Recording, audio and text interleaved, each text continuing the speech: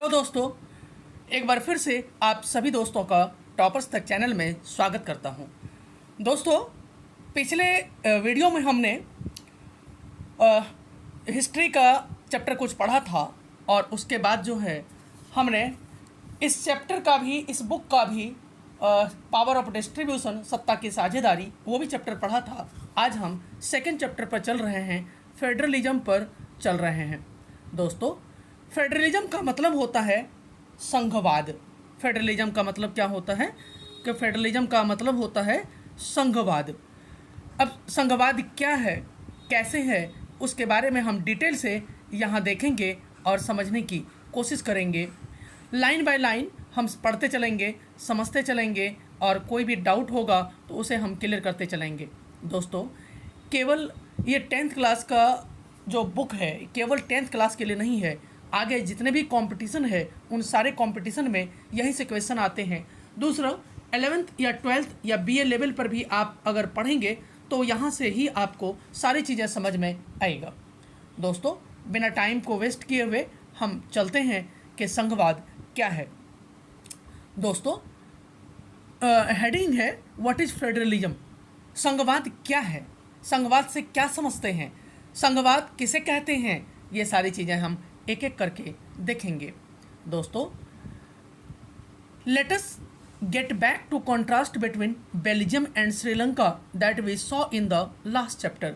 पिछले चैप्टर में जो सत्ता की साझेदारी था, पावर ऑफ डिस्ट्रीब्यूशन था, उसमें हमने बेल्जियम और श्रीलंका के बारे में, श्रीलंका और बेल्जियम के कॉन्ट्रास्ट के बारे में, लड़ाई झगड़ों के बारे में देखा था कि किस तरह से उन्होंने पावर का डिस्ट्रीब्यूशन किया था, पावर का बंटवारा किया था अपने दो ग्रुप समुदाय में। जबकि श्रीलंका में यह चीज़ें नहीं था। श्रीलंका में जो दो समुदाय के लोग थे, सिंगली और तमिल, उन्होंने पावर का डिस्ट्रीब्यूशन नहीं किया। जबकि बेल्जियम में जो दो ग्रुप के लोग थे उन्होंने पावर का बंटवारा कर लिया था। You would recall that one of the key change made in the constitution of Belgium was to reduce the power of central government। कह रहा है कि हमने देखा था कि किस प्रकार से बेल्जियम में जो चेंजेज आया था, वहाँ कॉन्स्टिट्यूशन में जो पावर था सेंट्रल गवर्नमेंट का, उसको कम कर दिया गया था और पावर को कम कर दिया गया था and to give this powers to regional government. और सेंट्रल गवर्नमेंट जो पूरे देश की गवर्नमेंट होती है, उस गवर्नमेंट से, पूरे देश की गवर्नमेंट जो सेंट्रल गवर्नमेंट कहलाती है, उन गवर्नमेंट से पावर को लेकर के लोकल गवर्नमेंट को, रीजनल गवर्नमेंट को उनके कुछ पावर्स दे दिए गए थे। Regional governments existed in Belgium even earlier. जो बेल्जियम में, तो वह कह रहा है कि regional governments existed in Belgium even earlier. Regional government जो लोकल गवर्नमेंट है, उसका कॉन्सेप्ट बेल्जियम में पहले भी था, लेकिन कह रहा है they had their roles and powers. जो जब बेल्जियम में पावर का डिस्ट्रीब्यूशन हुआ, उसके पहले भी लोकल गवर्नमेंट था और उनके पावर्स और उनका जो रोल्स था वो पहले भी था।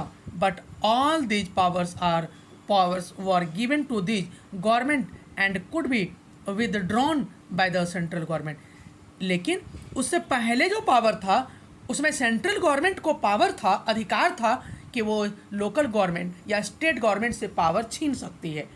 बट लेकिन the change that took place in 1993 was that the regional government were given constitutional powers that were no longer depend on the central government. लेकिन 1993 में जो रीजनल गवर्नमेंट, लोकल गवर्नमेंट को जो पावर दिया गया, अब उनको संवैधानिक अधिकार दे दिया गया, कॉन्स्टिट्यूशनल पावर दे दिया गया।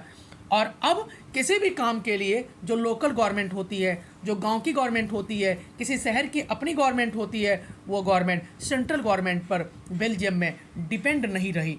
अब वो अपने लेवल पे कोई भी डिसीजन ले सकती थी। जबकि बेल्जियम में 1993 के पहले सेंट्रल गवर्नमेंट ने जो भी पावर दिया था, सेंट्रल गवर्नमेंट को ये अधिकार था कि कभी भी लोकल गवर्नमेंट से पावर को छीन सकती है। लेकिन 1993 के बाद उनको पावर संविधान के द्वारा दिया गया। अब सेंट्रल गवर्नमेंट उस पावर को छीन नहीं सकती थी। Thus Belgium shifted from a unitary to federal form of government. यानी जो बेल्जियम था उसने एकात्मक शासन की जगह संघीय शासन प्रणाली अपना ली। यानी पहले जो है किसी एक एक संस्था को ज़्यादा पावर था, लेकिन अब जो है फेडरल गवर्नमेंट, फेडरल जो शासन प्रणाली है, फेडरल फॉर्म का गवर्नमेंट का जो फेडरल फॉर्म था उसको अपना लिया गया। अब आगे देखते हैं Sri Lanka. Sri Lanka continues to be, Sri Lanka continues for all practical purpose a unitary system where the national government has all the power। Sri Lanka के लोग चाहते, श्रीलंका के जो तमिल लोग थे वो चाहते थे कि a unitary system where the national government has all the powers, एक ऐसा सिस्टम हो जिसमें नेशनल गवर्नमेंट, जो पूरे देश की गवर्नमेंट होती है जिसे नेशनल गवर्नमेंट कहते हैं, उनके पास पूरा पावर हो। Tamil leader want Sri Lanka to become a federal system.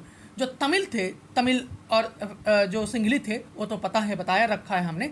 जो तमिल लोग थे श्रीलंका में, वो लोग चाहते थे कि श्रीलंका में फेडरल सिस्टम लागू हो, फेडरल सिस्टम कायम हो। अब देखते हैं थोड़ा फेडरलिज्म क्या है। Federalism is a system of government in which the power is divided between a central authority and various constituent units of country. Federal government का मतलब है पावर का बंटवारा, पावर का डिस्ट्रीब्यूशन। अब पावर का डिस्ट्रीब्यूशन 2 तरीके से हो सकता है या 3 तरीके से हो सकता है, बट यहाँ पे हम देखेंगे कि पावर का बंटवारा जो है, एक तो होता है सेंट्रल गवर्नमेंट और स्टेट गवर्नमेंट के बीच में पावर का बंटवारा हो गया। सेंट्रल गवर्नमेंट क्या होता है कि पूरे देश का डिसीजन सेंट्रल गवर्नमेंट लेती है, और किसी स्टेट में अगर कोई डिसीजन लेना हो तो वहाँ की स्टेट गवर्नमेंट लेती है। जैसे अपने देश में अगर देखा जाए, पूरे देश का अगर कोई मामला आएगा तो भारत की सरकार, सेंट्रल गवर्नमेंट उसमें डिसीजन लेगी। जबकि अगर यूपी में कोई डिसीजन का मामला आएगा तो यूपी के जो सीएम होंगे, चीफ मिनिस्टर होंगे, वो अपने केवल यूपी के लिए डिसीजन ले सकता है। तो यहाँ आगे देखेंगे, आगे देखते हैं। Usually a federation has 2 levels of government, यानी फेडरेशन में क्या होता है, 2 लेवल की गवर्नमेंट होती है। One is the government for the entire country, एक जो गवर्नमेंट होती है एंटायर कंट्री, पूरे देश के लिए गवर्नमेंट होती है। Is usually responsible for a few subjects of common national interest. पूरे देश की जो सरकार होती है वो एंटायर गवर्नमेंट, एंटायर कंट्री के लिए, पूरे देश की सरकार को कुछ मुद्दे होते हैं जिस पर पूरे देश से जो मामला जुड़ा होगा उसमें वो डिसीजन लेंगे। जबकि the others are government at the level of provinces or states that look after much of the day-to-day administering of their state।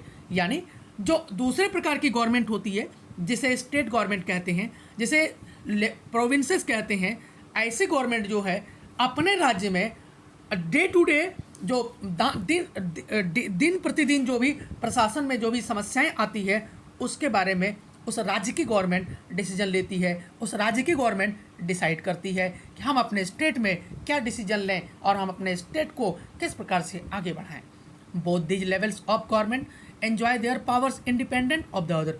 दोनों प्रकार की गवर्नमेंट को जो पावर कॉन्स्टिट्यूशन के द्वारा दिया गया है, दोनों ही प्रकार की गवर्नमेंट, दोनों ही लेवल की गवर्नमेंट अपने अपने पावर जो उनको दिया गया है उस पावर का अच्छे से यूज करते हैं इंडिपेंडेंटली रूप से, कि सेंट्रल गवर्नमेंट स्टेट गवर्नमेंट के पास जो पावर है उसमें इंटरफेयर नहीं करता है, स्टेट गवर्नमेंट जो सेंट्रल गवर्नमेंट को जो पावर दिया गया है उसमें इंटरफेयर नहीं करते हैं।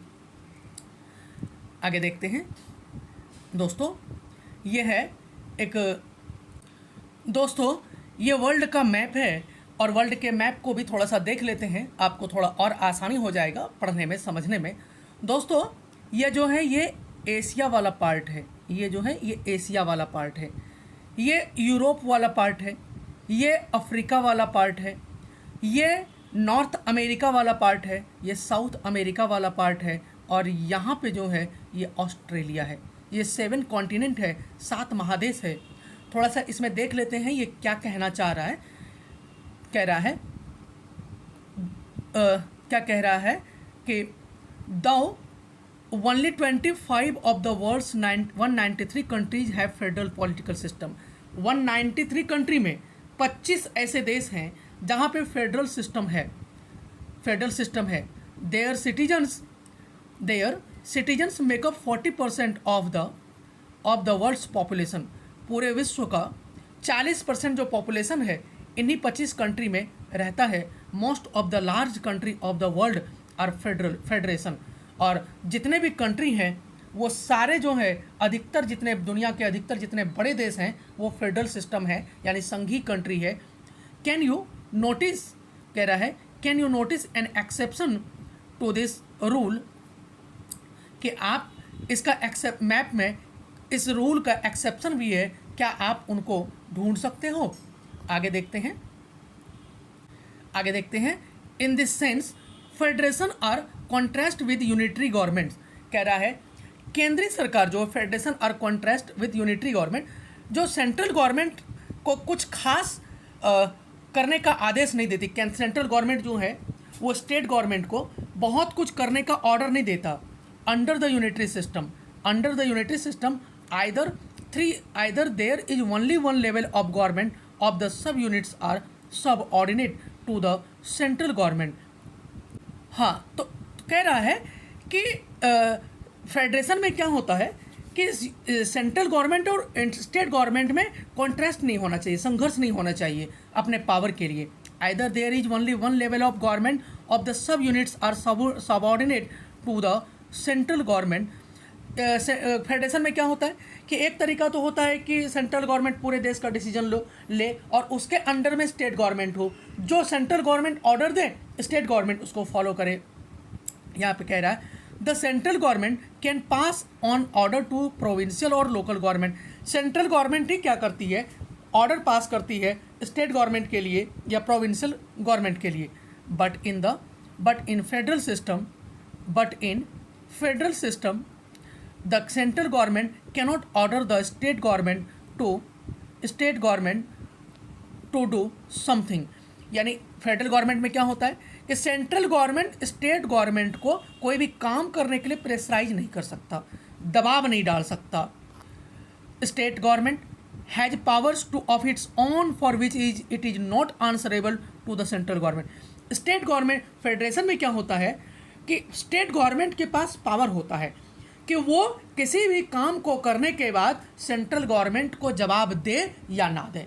सेंट्रल गवर्नमेंट अगर पूछे स्टेट गवर्नमेंट से कि आपने ऐसा रूल क्यों बनाया, तो वो स्टेट गवर्नमेंट की जिम्मेदारी है कि वो जवाब देना चाहें तो दे सकते हैं, अदरवाइज ना भी देना चाहें ना दे सकते हैं। फेडरेशन का मतलब ये होता है स्टेट गवर्नमेंट को जो पावर दिया गया है उस पावर के अंदर रह करके वो अपने स्टेट में कोई भी काम कर सकती है, जबकि सेंट्रल गवर्नमेंट उस पर प्रेशराइज नहीं कर सकता, सेंट्रल गवर्नमेंट उस पर प्रेशर नहीं डाल सकता या सेंट्रल गवर्नमेंट को जवाब देना कंपलसरी नहीं समझता। आगे है both this governments are separately answerable to the people. दोनों प्रकार की गवर्नमेंट जो है सेंट्रल गवर्नमेंट और स्टेट गवर्नमेंट, दोनों ही प्रकार की गवर्नमेंट को अपने काम को करने के बाद जनता को जवाब देने की जिम्मेदारी दोनों की अलग अलग होती है। Let us look at some of the key features of federalism. Federalism के कुछ की फीचर्स हैं, कुछ पॉइंट्स हैं जिसको पढ़ने के बाद, समझने के बाद और आपको और अधिक आसानी होगी।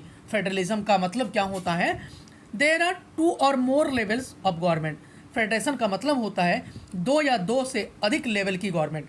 तो हमने तो अभी बताया कि 2 लेवल की गवर्नमेंट, जैसे एक तो पूरे देश के लिए सेंट्रल गवर्नमेंट होती है जो पूरे देश के लिए डिसीजन ले सकती है। दूसरा होता है हर स्टेट की गवर्नमेंट, जैसे अपने कंट्री में 28 राज्य है, 28 राज्यों की 28 गवर्नमेंट है, वो अपने लेवल पे अपने राज्य में जो उनको पावर दिया गया है संविधान के द्वारा, कॉन्स्टिट्यूशन के द्वारा, उस चीज़ पे कानून बना सकती है, डिसीजन ले सकती है। लेकिन एक और प्रकार की गवर्नमेंट है जिसे लोकल गवर्नमेंट कहते हैं। लोकल गवर्नमेंट क्या करती है कि अपने गांव में अगर कोई स्कूल बनाना हो, अपने गांव में कोई पुलिया बनाना हो, अपने गांव में सड़क की साफ़ सफाई करनी हो, इस तरह का डिसीजन लोकल गवर्नमेंट लेती है। लोकल गवर्नमेंट का मतलब होता है मुखिया, जिला परिषद, और जो ब्लॉक लेवल पे जो जिला परिषद होता है, ग्राम पंचायत होता है, पंचायत समिति होता है, ये सब लेवल का जो भी चुनाव होता है वो उसे लोकल गवर्नमेंट कहते हैं। तो यहाँ वही कह रहा है 2 या 2 से अधिक लेवल की गवर्नमेंट को फेडरल गवर्नमेंट कहते हैं। Different tyres of government govern the same citizen but each tyres has its on jurisdiction in specific matters of legislation, taxation and administration। यहाँ कह रहा है कि डिफरेंट टायर्स ऑफ गवर्नमेंट, अलग अलग लेवल की जो गवर्नमेंट होती है, एक ही जनता पर दोनों ही शासन करती है। जनता तो कोई अलग नहीं है, एक स्टेट की जो जनता है वही पूरे देश की जनता बनती है। तो दोनों ही प्रकार की गवर्नमेंट सेम सिटीजन पर कानून बनाती है, सेम सिटीजन पर शासन करती है, but each tyre has its own jurisdiction. लेकिन अलग अपने अपने गवर्नमेंट को अलग अलग प्रकार के कानून बनाने का, लेजिस्लेशन का, टैक्सेशन का और एडमिनिस्ट्रेशन का, दोनों लेवल की गवर्नमेंट को अलग अलग प्रकार से कानून बनाने का, टैक्सेशन, टैक्स इकट्ठा करने का और शासन करने का अलग अलग प्रकार से अधिकार दिया गया है। थर्ड है the jurisdiction of the respective levels of tiers of government are specified in the constitution. जो लेवल्स 2 टायर की गवर्नमेंट है या 3 टायर की गवर्नमेंट है, संविधान में, कॉन्स्टिट्यूशन में उसे स्पेसिफाई किया गया है, उसे अलग अलग उनके अधिकारों को बांटा गया है कि सेंट्रल गवर्नमेंट का क्या पावर है और स्टेट गवर्नमेंट का क्या पावर है। So the existence and authority of each tier of government is constitutionally guaranteed। इसीलिए दोनों स्तर की गवर्नमेंट को संविधान के द्वारा अपने शासन करने का जो संविधान के द्वारा अधिकार दिया गया है, उसकी गारंटी दिया गया है कि भाई आप इन क्षेत्रों पर कानून बना सकते हो। सेंट्रल गवर्नमेंट इन क्षेत्रों में कानून बना सकती है, स्टेट गवर्नमेंट किन किन क्षेत्रों में कानून बना सकती है। आगे है दोस्तों, the fundamental provisions of the constitution can not be unilaterally changed by one level of government. किसी मौलिक अधिकार संविधान में आर्टिकल 12 से 35 में इसका वर्णन किया गया है। मौलिक अधिकार का मतलब होता है कि स्वतंत्रता का अधिकार, समानता का अधिकार, मीडिया की स्वतंत्रता का अधिकार, घूमने फिरने का अधिकार, ये सारा मौलिक अधिकार के अंतर्गत आता है। तो मौलिक अधिकार आर्टिकल 12 से आर्टिकल 12 से आर्टिकल 35 के बीच में जो दिया गया है, मौलिक अधिकार में कोई एक लेवल की गवर्नमेंट उसमें चेंज नहीं कर सकती। मौलिक अधिकार में केवल सेंट्रल गवर्नमेंट अगर उस कानून में कोई दूसरा कानून, उस कानून के बदले कोई दूसरा कानून बनाना हो तो केवल सेंट्रल गवर्नमेंट नहीं कर सकती, उसके लिए स्टेट गवर्नमेंट से परमिशन लेना होगा। और आधे से अधिक स्टेट गवर्नमेंट, अगर 28 स्टेट गवर्नमेंट है तो कम से कम 15 स्टेट गवर्नमेंट से भी सलाह लेना पड़ेगा। 15 स्टेट गवर्नमेंट जब तक सेंट्रल गवर्नमेंट को सहमति नहीं देंगे तब तक कोई भी सेंट्रल गवर्नमेंट अपने लेवल पर मौलिक अधिकार में, मूल अधिकार में जो फंडामेंटल राइट्स है उसमें चेंज नहीं कर सकता। ये संविधान में इसका एक्सप्लेन किया गया है। तो वही कह रहा है कि such changes require the consent of both the level of government, यानी फंडामेंटल जो राइट्स है लोगों का, स्वतंत्रता का अधिकार, समानता का अधिकार, क्षेत्रवाद नहीं करने का अधिकार, घूमने फिरने का अधिकार, मीडिया की स्वतंत्रता का अधिकार, अपना धर्म बदलने का अधिकार, इन सब अधिकारों में जो फंडामेंटल राइट्स है भारत में सभी व्यक्तियों को, उन अधिकारों में केवल सेंट्रल गवर्नमेंट चेंज नहीं कर सकती। उसके लिए चेंज करने के लिए आधे से अधिक स्टेट गवर्नमेंट की सहमति लेनी पड़ेगी। जब सेंट्रल गवर्नमेंट और आधे से अधिक स्टेट गवर्नमेंट जब उसमें उसको सपोर्ट करेंगे तभी इस कानून में सेंट्रल गवर्नमेंट बदलाव कर सकता है, चेंज कर सकता है कुछ भी। 5वां है courts have the powers to interpret the constitution and the powers of different level of government. Court को, जो हाई कोर्ट है, जो सुप्रीम कोर्ट है, उन कोर्ट्स को यह पावर है कि जो डिफरेंट लेवल की गवर्नमेंट है उसके बीच में इंटरफेयर कर सकती है।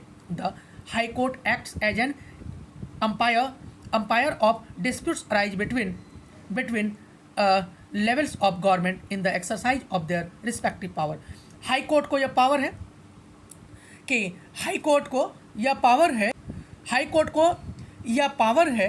कि जो संविधान है और अनेक लेवल की जो गवर्नमेंट है उसके व्याख्या, उसके अधिकारों की को एक्सप्लेन कर सकता है कि भाई कि आपके स्टेट गवर्नमेंट के क्या अधिकार है, सेंट्रल गवर्नमेंट के क्या अधिकार।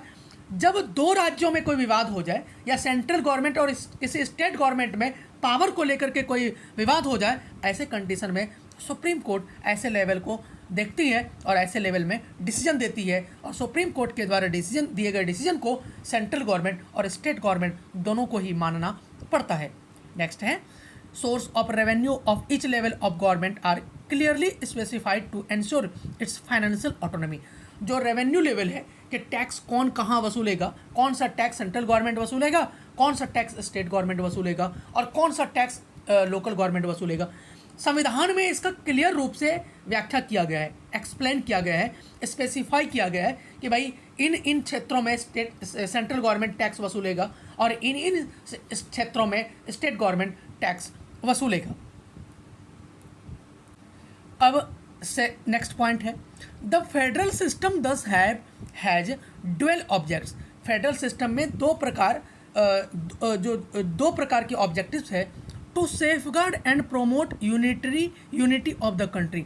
दोनों लेवल की गवर्नमेंट क्या करेगी कि प्रोमोट करेगी ताकि पूरे कंट्री का यूनिटी बना रहे, पूरे कंट्री में, पूरे देश में एकता बनी रहे, while at the same time accommodate regional diversity, और सेम टाइम में रीजनल जो डाइवर्सिटी है वो भी एकोमोडेट होता रहे, उस पर भी सहमति बनी रहे। रीजनल डाइवर्सिटी का मतलब है हर राज्य के अलग अलग खान पान के तौर तरीके हैं, बात करने के तरीके, हर राज्य का डेवलपमेंट का तरीका अलग है, तो इसके बाद भी जातियाँ धर्म अलग है, इतने क्षेत्र, इतने डाइवर्सिटी होने के बाद भी सभी लोग मिलजुल करके रह सकें, आपस में भरोसा बन सके, इस प्रकार का कार्य सेंट्रल गवर्नमेंट, स्टेट गवर्नमेंट दोनों ही करेगा। Therefore two aspects are crucial for the institution and practice of federalism. हमने अब देखा कि दो जो चीज़ें कंपलसरी है फेडरल गवर्नमेंट में, कि government at different level should agree to some rules of power sharing. यानी गवर्नमेंट क्या करेगा कि should agree some rules of powers, दोनों के बीच जो पावर का बंटवारा किया गया है या किया गया है उस पर दोनों ही एग्री होंगे, सहमति होंगे कि भाई सेंट्रल गवर्नमेंट को जो पावर दे दिया गया उससे मैं एग्री हूँ कि भाई कोई बात नहीं, आपको जो पावर दे दिया गया है, आप जो कानून बनाएंगे हर स्टेट की गवर्नमेंट आपका रिस्पेक्ट करेगा, आपके बनाए सेंट्रल गवर्नमेंट के द्वारा बनाए गए कानून को हमारे स्टेट की गवर्नमेंट मानेगी। और सेंट्रल गवर्नमेंट को भी ये भरोसा होना चाहिए कि स्टेट गवर्नमेंट जो काम करेगा उस पर सेंट्रल गवर्नमेंट भी उस पर भरोसा करेगा। तो दोनों के बीच विश्वास होना चाहिए, दोनों के बीच भरोसा होना चाहिए, दोनों के बीच पावर जो शेयरिंग किया गया है वो एग्री होना चाहिए, सहमति होनी चाहिए, तभी देश आगे बढ़ता है, तभी देश तरक्की करता है।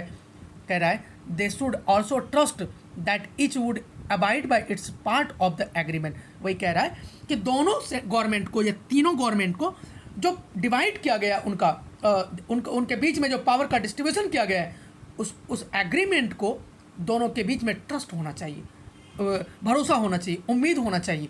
An ideal federal system has both aspect. जो आदर्श फेडरल सिस्टम है कि ऐसा होना चाहिए तब ऐसा होगा, ऐसे कंट्री में mutual trust and agreement to live together, दोनों जहाँ पे सबसे बढ़िया फेडरलिज्म है अमेरिका वगैरह में या फ्रांस वगैरह में, ब्रिटेन वगैरह में, तो सबसे बढ़िया फेडरलिज्म का मतलब होता है कि म्यूचुअल ट्रस्ट होना चाहिए। म्यूचुअल ट्रस्ट का मतलब है कि मैं आप पर भरोसा करता हूँ, आप मेरे पर भरोसा करिए, मैं जो कानून बनाऊंगा, सेंट्रल गवर्नमेंट जो कानून बनाएगी वो पूरे देश के लिए अच्छा ही होगा, ऐसा विश्वास। और सेंट्रल गवर्नमेंट को भी ये भरोसा करना चाहिए स्टेट गवर्नमेंट जो कानून बनाएगा, जो पावर उनको दिया गया है उस पर अगर कानून बनाता है तो स्टेट गवर्नमेंट भी अच्छा ही कानून बनाएगा, दोनों मिल करके देश का विकास करेंगे, ऐसा भरोसा सेंट्रल गवर्नमेंट और स्टेट गवर्नमेंट दोनों को होना चाहिए। और लिव टुगेदर, और दोनों मिल करके देश का विकास कर सकें, दोनों मिल करके देश का डेवलपमेंट कर सकें। The exact balance of power between the central and the state government varies from one federation to another. केंद्र और राज्य के बीच, केंद्र और अलग अलग राज्य के बीच जो पावर का डिस्ट्रीब्यूशन किया गया है हर फेडरल गवर्नमेंट में अलग अलग किस्म का होता है। यहाँ पे वही कह रहा है this balance depends mainly on the historical context in which the federation was formed. ये इस बात पर डिपेंड करता है, ये जो बैलेंस है सेंट्रल गवर्नमेंट और स्टेट गवर्नमेंट के बीच पावर का डिस्ट्रीब्यूशन का जो बैलेंस होना चाहिए, ये इस बात पर डिपेंड करता है कि उस देश की हिस्ट्री कैसी रही है, उस देश में जातिवाद कैसा है, उस देश में धर्म कैसा है, उस देश की पॉपुलेशन कैसा है, इस बात पर डिपेंड करता है। There are two kinds of route through which federation have been formed.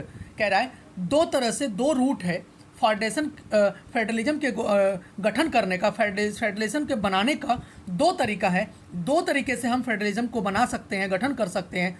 The first route involves independent states coming together on their own to form a bigger unit. पहले प्रकार का जो फेडरलिज्म है, जैसे अमेरिका वगैरह में है, कि पहला प्रकार का जो फेडरलिज्म है कि जिसमें सारे स्टेट गवर्नमेंट मिल करके एक सेंट्रल गवर्नमेंट बना दिया। और इसमें क्या होता है कि coming together on their own to form a bigger unit, सारे स्टेट गवर्नमेंट ने सहमति बनाई कि भाई हम लोग एक ऐसा गवर्नमेंट बनाते हैं जिसमें पूरे देश की गवर्नमेंट होगी और उसके बाद अलग अलग स्टेट गवर्नमेंट भी होगी, so that bye pulling sovereignty and retaining identity that can increase their security. ऐसे कंट्री में स्टेट गवर्नमेंट और सेंट्रल गवर्नमेंट के जो पावर होते हैं वो लगभग बराबर होते हैं, ऐसे को कहते हैं। This type of coming together federation include the USA, Switzerland and Australia. इस प्रकार का जो कमिंग टुगेदर फेडरेशन है, ऐसा गवर्नमेंट जो है अमेरिका में है, स्विट्जरलैंड में है और ऑस्ट्रेलिया में। इसमें क्या होता है कि स्टेट गवर्नमेंट ने मिलकर, सेंट्रल गवर्नमेंट नहीं था पहले, स्टेट गवर्नमेंट अलग अलग स्टेट में काम करता था, सभी स्टेट गवर्नमेंट ने मिल करके एक सेंट्रल गवर्नमेंट बना दिया और सेंट्रल गवर्नमेंट को थोड़ा थोड़ा पावर दे दिया। तो यहाँ पे अमेरिका वगैरह में क्या है कि दोनों के पास बराबर अधिकार है, बराबर का पावर है कि स्टेट गवर्नमेंट सेंट्रल गवर्नमेंट को कोई ना ज़्यादा ताकतवर है और ना ज़्यादा कमज़ोर है। ऐसे कंट्री में यहाँ पे कह रहा है all the constituent states usually have equal powers and are strong vis the federal government, यानी दोनों के पास इक्वल पावर है और दोनों को बराबर का अधिकार दिया गया है अमेरिका में और ये यहाँ पे ऑस्ट्रेलिया में। आगे कह रहा है दूसरे प्रकार का जो फेडरलिज्म वो कैसा है, the second route is where a large country decides to divide its power between the constituent states and the national government. दूसरे प्रकार का जो फेडरलिज्म है, दूसरे प्रकार का जो संघवाद है, ऐसे कंट्री में क्या होता है कि जो बड़ा कंट्री है जहाँ की जनसंख्या पॉपुलेशन बहुत अधिक है, ऐसे कंट्री में क्या होता है कि पावर का बंटवारा जो है नेशनल गवर्नमेंट, जो पूरे देश की सेंट्रल गवर्नमेंट होती है, वो अपने पावर को थोड़ा थोड़ा स्टेट गवर्नमेंट में बांट देता है।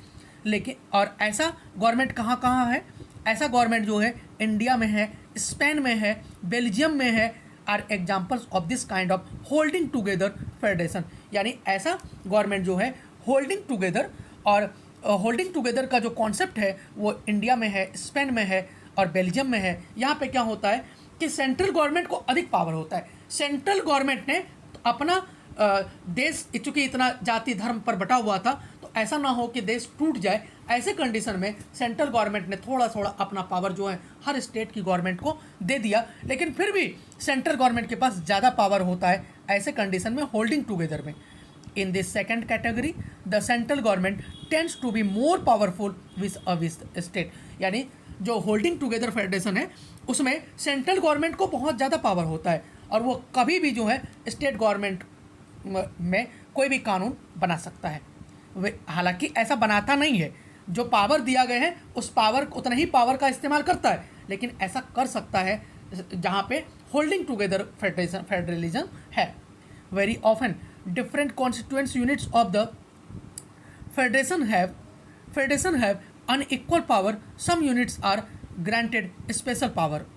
ऐसे होल्डिंग टुगेदर में क्या होता है कि कभी कभी ऐसी इस व्यवस्था में क्या होता है, होल्डिंग टुगेदर वाले सिस्टम में क्या होता है कि हर एक स्टेट्स को इक्वल राइट्स तो दिया जाता है, पर ऐसे कंडीशन में किसी किसी स्टेट्स को विशेष अधिकार भी दिया जाता है।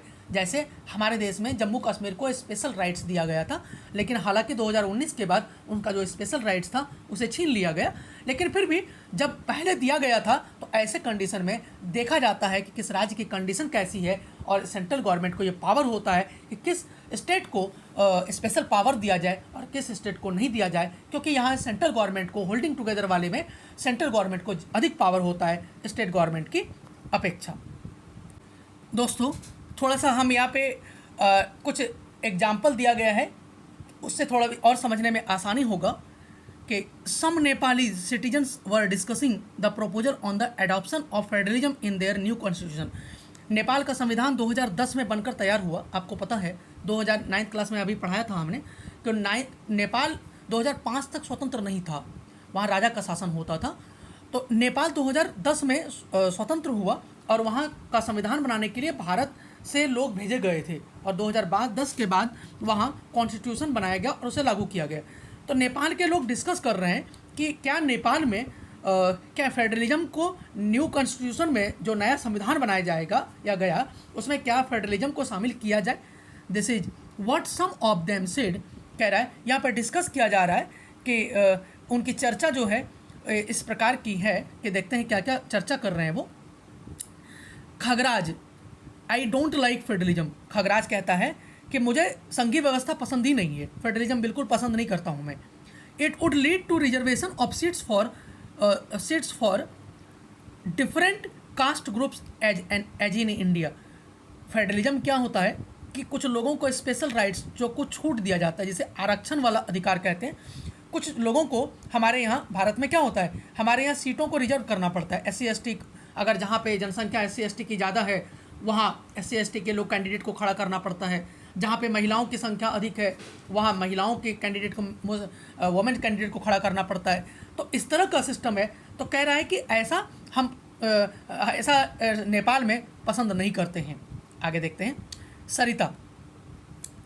खगराज कहता है कि I don't like federalism, I would led to reservation of seats for different caste group in India. कह रहे इंडिया में जिस तरह से अलग अलग ग्रुप के लिए, अलग अलग कास्ट के लिए जो रिजर्वेशन किया जाता है सीटों का, इस प्रकार से फेडरलिज्म हमें बिल्कुल पसंद नहीं है। सरिता कहती है ours in not a very big country. Nepal जो है वो बहुत बड़ा कंट्री नहीं है, वी डोंट नीड फेडरलिज्म।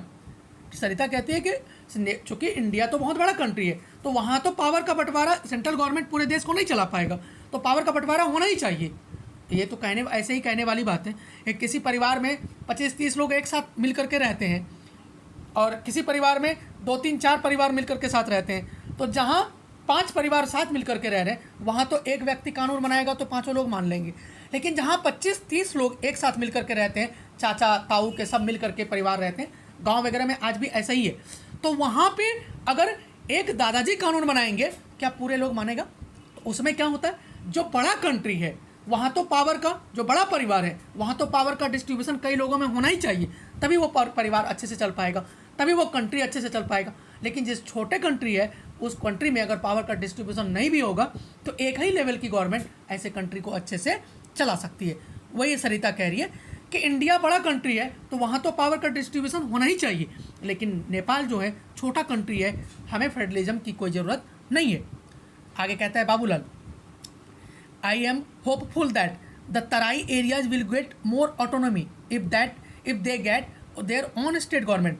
अब देखो बाबूलाल थोड़ा ज़्यादा स्मार्ट है, ये कह रहा है कि भाई जहाँ मैं रहता हूँ वहाँ तराई एरिया में हमें अधिक अधिकार चाहिए, हम वहाँ स्वतंत्रता चाहते हैं, हम वहाँ हर प्रकार की आज़ादी चाहते हैं। If they get their own state government, अगर वहाँ एक अलग स्टेट बना दिया जाए तो हमें संघ की कोई ज़रूरत ही नहीं है, तो हम अपने क्षेत्र में अलग प्रकार के कानून बनाएंगे, हम ज़्यादा अधिकार का यूज करेंगे। आगे देखते हैं, कहता है Ram Ganesh, I like federalism because it will mean that powers that were earlier enjoyed by the king will not be exercise by our elected representatives. Ram Ganesh कहता है कि मैं फेडरलिज्म पसंद करता हूँ क्योंकि it will mean the powers that were earlier enjoyed by king.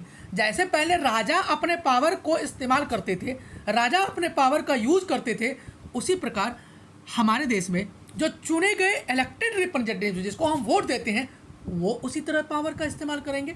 वो उसी प्रकार रिप्रेजेंटेटिव जिसको जो वोट देकर के चुनते हैं, जो वो चुने गए प्रतिनिधि होता है, वो उसी तरह के पावर का यूज करेगा। If you were participating in this conversation that would be your response to each of the. कह रहा है अगर आप इस चर्चा में शामिल होते तो प्रत्येक टिप्पणी पर जो भी इसमें डिस्कशन किया गया है उसमें आपकी क्या प्रतिक्रिया है, आपकी क्या राय है, क्या ऐसा होना चाहिए या नहीं होना चाहिए। Which of this reflect a wrong understanding of the what federalism is. कह रहा है इसमें से किसने संघीय व्यवस्था को लेकर के, फेडरलिज्म को लेकर के गलत टिप्पणी किया है, गलत सोच है जिसकी। What makes India a federal country, क्या भारत को फेडरल कंट्री होना चाहिए या नहीं होना चाहिए। आज की वीडियो यहीं समाप्त करते हैं हम लोग, और अगर आपको वीडियो पसंद आई हो तो आप वीडियो को लाइक, शेयर एंड सब्सक्राइब जरूर से जरूर करें दोस्तों। चलिए बहुत बहुत धन्यवाद, बहुत बहुत धन्यवाद। जय हिंद, जय भारत।